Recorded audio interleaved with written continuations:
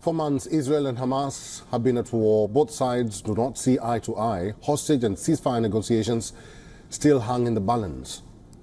But there is one issue that has made leaders from both sides react in unison. Israel and Hamas have both dismissed a call for arrest warrants against their respective top leaders. The prosecutor of the International Criminal Court applied for arrest warrants against Israel's Prime Minister Benjamin Netanyahu and Defense Minister Yoav Gallant. The leaders have been accused of deliberately starving civilians as a method of warfare, willful killing or murder, intentionally directing attacks against the civilian population, among other inhumane acts.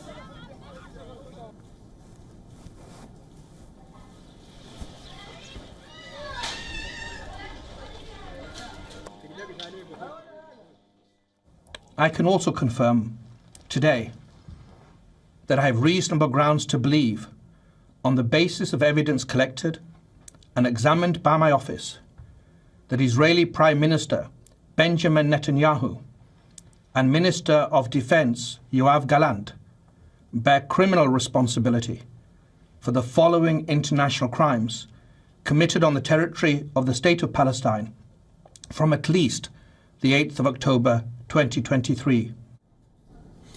This is the first time ICC Prosecutor has sought an arrest warrant against a major U.S. ally. While the move is expected to increase pressure on the Biden administration to press Netanyahu to end the war in Gaza, it will also likely further isolate Israel internationally.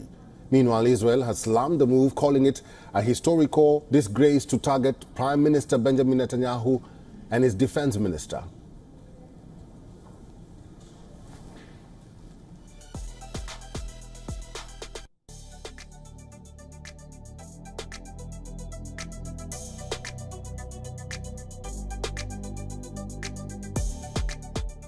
The State of Israel embarked on the most just war after the massacre of its citizens by the terrorist organization Hamas, placing the leaders of a country which went into battle to protect its citizens in the same line with bloodthirsty terrorists is a moral blindness and harms its duty and ability to protect its citizens.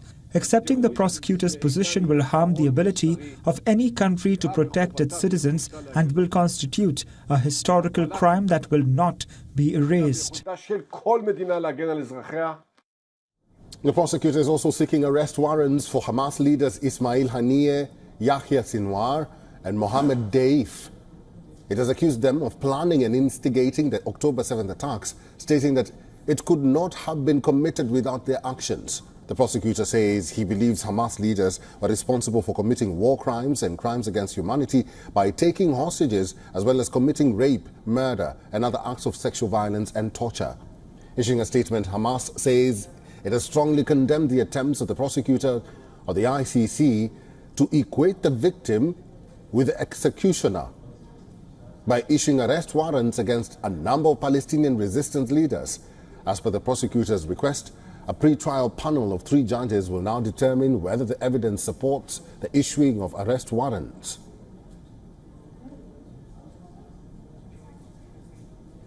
Our correspondent Jody Cohen has sent us this report from Ra'anana.